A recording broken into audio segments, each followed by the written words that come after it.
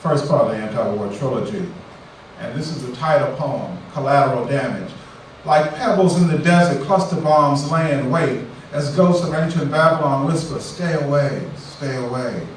To Iraqi children sifting sand, endangered by the droppings of American warbirds blotting out the sun, meant to shine on childhood innocence. The casualties of imperialist marches to oil fields where liquid profits poison fertile crescent toddlers, the collateral damage of war, byproducts of their parents' obstructionism, to the designs of soulless men, the march of imperial armies chasing dreams of easy empires that will die impaled on the steel spike of human yearning. The impulse to freedom. Murdered children never rest easy, and incantations have no power when the walking dead on the Potomac spew mausoleum dust from grotesque mouths, the lies grandiose but without power. Murdered children always tip the scales when gore-drenched money is weighed by an empire's hands. Bush, Cheney, Rumsfeld, the real axis of evil, dig for oil while digging the empire's grave in ancient lands that will not yield as children die, the collateral damage of unjust wars.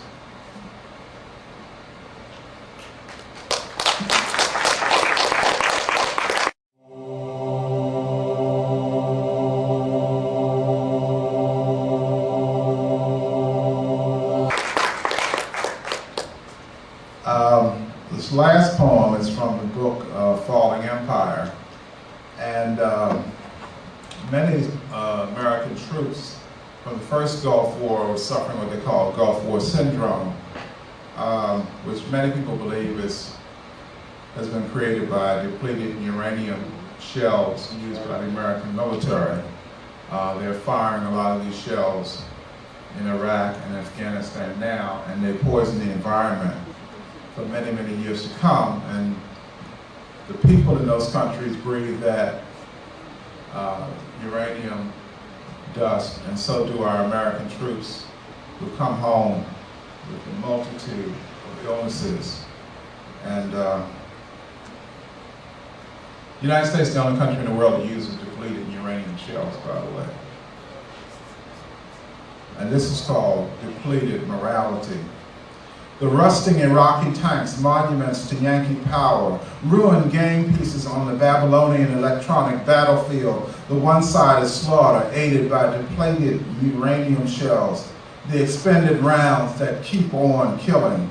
Long after death-trapped tanks have given up their Iraqi dead, like the double-edged sword, Agent Orange that killed Asians by the unknown number, and American cannon fodder that sprayed it on the verdant countryside of a people who never attacked America and revered the Declaration of Independence, of their mass murderers ravaging Vietnam. The new poison sword of Uncle Sam, unsheathed with glee in Gulf War supremacy, depleted uranium shells piercing armor, poisoning the air and the dirt for decades to come. The soldiers came home with a syndrome. The first Emperor Bush denied his crimes against humanity and the environment.